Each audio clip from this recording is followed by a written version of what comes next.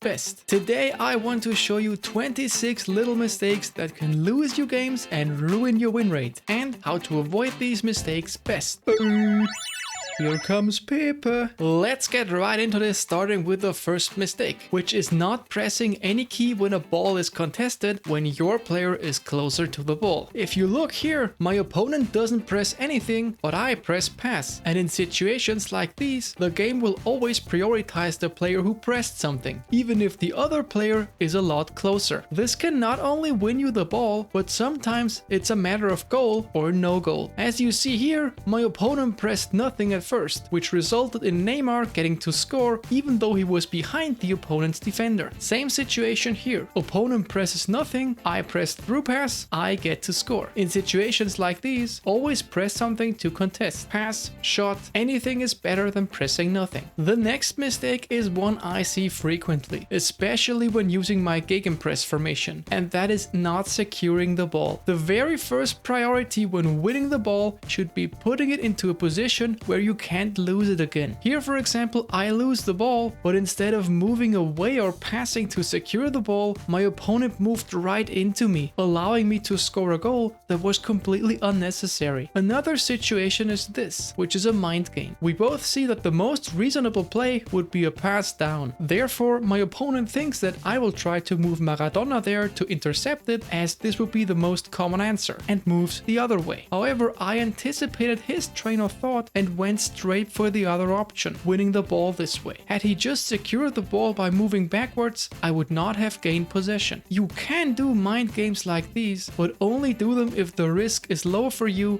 and the reward is high, not the other way around. Here you see how I actually refused to secure the ball twice until I came to my senses, just moved into an uncontested territory and secured the ball this way. Do not be afraid to pass back if needed. Also, don't be afraid to just clear the ball if necessary. Mistake number 3 is committing too early when defending in crucial positions. Here, the obvious move that most people would do is cutting in to have the ball on Messi's strong left foot and then double touch curl or just curl. The problem is just if somebody doesn't do that but goes the other way and you committed to it, it's kinda over. You can do this kind of guessing and committing at the midfield if it's less risky, but not in this position. Here, just stay close to the attacker and be ready to match up. The next mistake is timing your input wrong. You know, depending on when you press, for example, pass in relation to the ball's position, your player will use a different animation. If I pressed very early here, for example, Roberto Carlos would make a header, which I wouldn't want. This is why I press around here, because then he will use the foot, which makes the pass faster and better than any header would be. This can make a big difference. Here again, I wait long before I press, so instead of a header, De Bruyne uses his foot, which accelerates my attack and ultimately allowed me to have a chance at a goal. Mistake number 5 is not using any feints at all. You absolutely don't need to know all of them, but trust me, only knowing double touch, which is really easy to use, will grant you so many more options, it's insane. I'll link you a tutorial in the description that shows you how to do it and many creative ways of using it.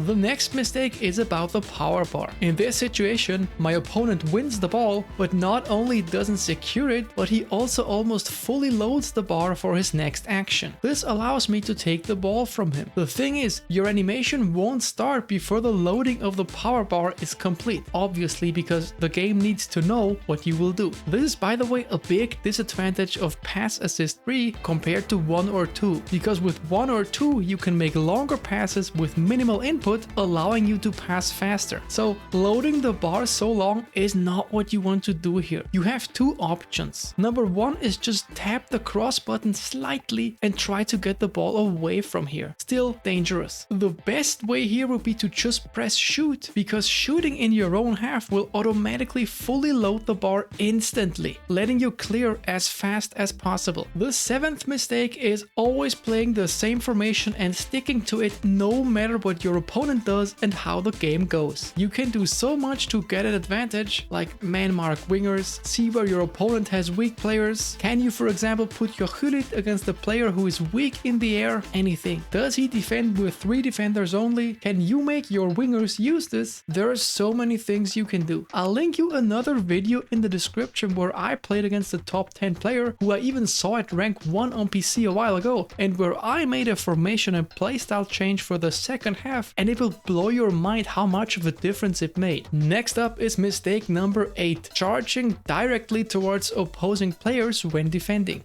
Do not do this. Your opponent will easily double touch and get past your player. If you want to charge at opponents, make sure they have just begun another sprinting animation, because then they will be stuck at it for a little and cannot double touch or react to your pressure. Mistake number 9 is not using super cancel. Super cancel is ridiculously powerful and can be used to your advantage in many different ways. What you should at very least be able to do is super cancel a pass. This goal would never happen if my opponent super cancels here and clears the ball. In this situation, I want to make the game fast and quickly pass with Maradona. He isn't close enough though, so he first needs to control the ball. Since nobody is near him, I of course want to keep running, so I just super cancel. And this is really only the tip of the mountain. If you're interested in all the other things you can do with this to get an advantage, I linked one video that shows creative use of super cancel and another video which is a very detailed game analysis where you can see how smart use of super cancel alone makes the difference between goal or no goal several times. Mistake number 10 is going for the obvious pass when your opponent already expects it, like here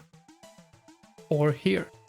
Many times these passes wield little reward but come with a big risk, so only do them when it's safe. This leads me to mistake number 11, being predictable. Let me show you an attack here to demonstrate how not to be predictable. Here the attack is underway. Now there are a couple of things one could do here. I decided to go for the, in my opinion, least expected move, which is a normal pass to Hoeneß. Obvious move again would be the through ball to Makai. I decided against it, not only to be unpredictable, but also because the travel time of the next 2 passes will Makai allow to reach the offside line at full speed, now giving him a head start, ultimately allowing me a goal. You see, it doesn't always have to be the classic 1-2 through ball spam to the front. There are many other things you can do, and some will give you an advantage. Number 12 is a super crucial mistake, manually dragging defenders out of position who are marking attackers. This is one of the worst things you can do. See, this player here is marking my striker. Dragging him out to pressure the ball carrier results in a free pass to my striker.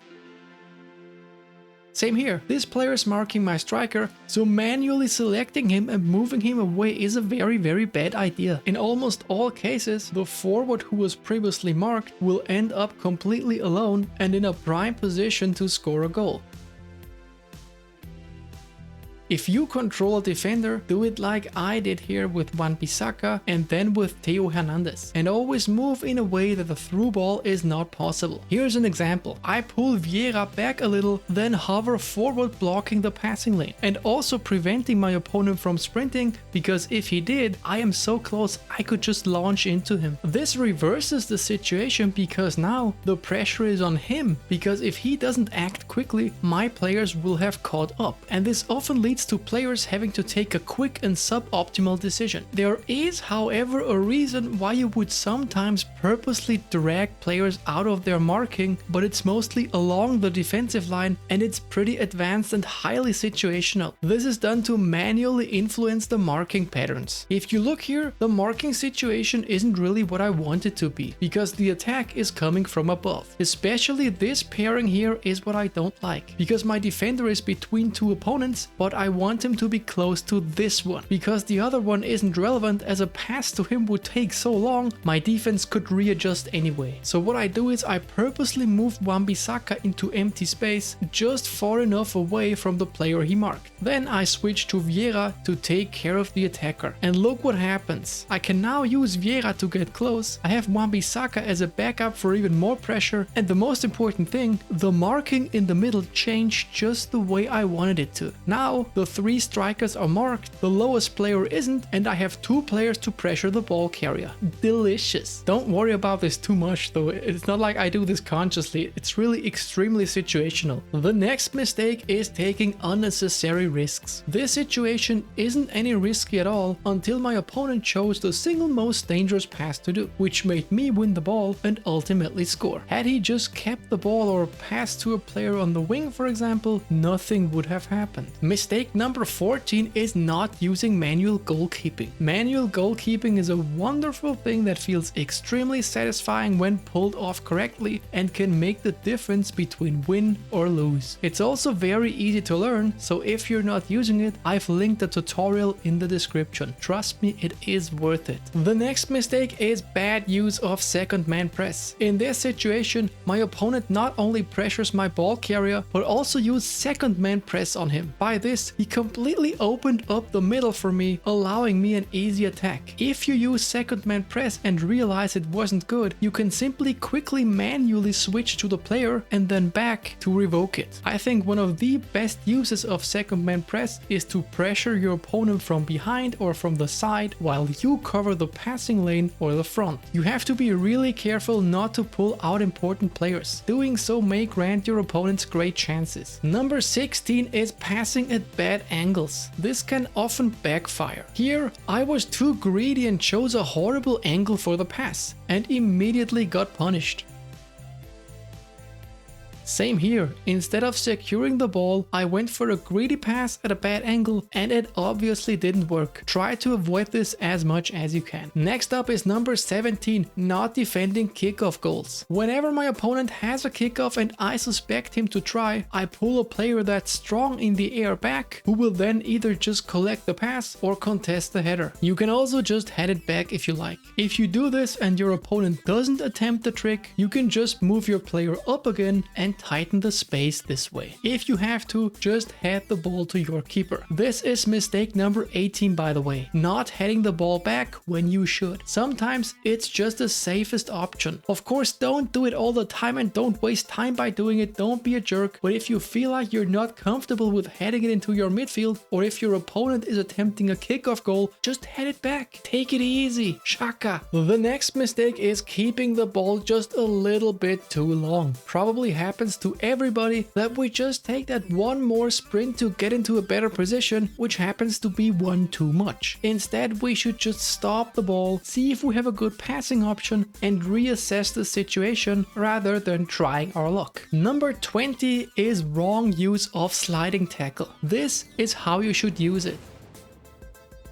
And this is not how you should use it. Generally, don't slide into a mobile player who is not stuck in any animation, because he can either outmaneuver you or make you foul him, even getting you a red card in the worst case. Sliding tackle is a good example of risk-reward assessment. It's great to use it far up to guess passes and get good chances because of it, but it's not good to use it far back without being sure to win the ball, because your player will then take a while until he can defend again. Here, for example, you can see how the opponent's player has just started a sprinting animation. So what I do is I wait until he does the next touch, so he's stuck in the animation, and then run towards him and slide into him to get the ball. The next mistake is always just instantly through balling forward. Don't do this, it's predictable. Many times it's better to be more variable, taking a step back, maybe including a finesse dribble, and creating chances this way. In case you're interested, I'll also link you my finesse dribble tutorial, which shows many different ways of tricking your opponents with it, but it's not really something that's super necessary, especially compared to double touch or super cancel. Mistake 22 is running back at free kicks. Don't do this, please. It is literally an invitation for your opponent to score. All your opponent has to do is pass and then either pass again or finish. What you do by running back is essentially allowing all of the opponent's players to position themselves close to your goal without being offside. This isn't exactly hard to score from, just don't do this. Mistake number 23 is not subbing. When the stamina of your players is down, they perform a lot worse. Always make sure to sub in fresh players when this happens. The only exception is if your team is a lot better, so that your opponent's players get tired earlier and you don't want to sub because you don't want to remind your opponent that he should be subbing. Other than that, make use of your bench. It's really worth it. Mistake 24 is ignoring form arrows. They're really important. Don't use any player with a red arrow. Try to use as many as you can with good arrows. It really makes a difference. The next mistake is not knowing your players. I don't mean their names, their hairstyles, or their girlfriend's names. I mean their stats, their skills, their weak foot proficiency, and so on. Like, don't immediately shoot with players who don't have first time shot. Make an additional touch if possible if your player lacks one touch pass. Avoid the weak foot if the proficiency is low, and so on. Knowing this makes a difference. The last mistake, number 26, not watching your own or other people's gameplay. The easiest way to improve is either watching your own gameplay to recognize patterns, what you could do better, and then adjust accordingly, or just watch somebody else and learn from them. There is a variety of excellent creators out there streaming their games, and you can watch all of them for free. Make use of this. Watch different ones, see what makes each of them successful, what style they play, how they react to certain situations, what they do differently than you. It can greatly improve your gameplay. That's it, folks. Let me know if you liked this video. I'd love if you subscribed, liked, or commented. Until then, guys, take it easy. Shaka!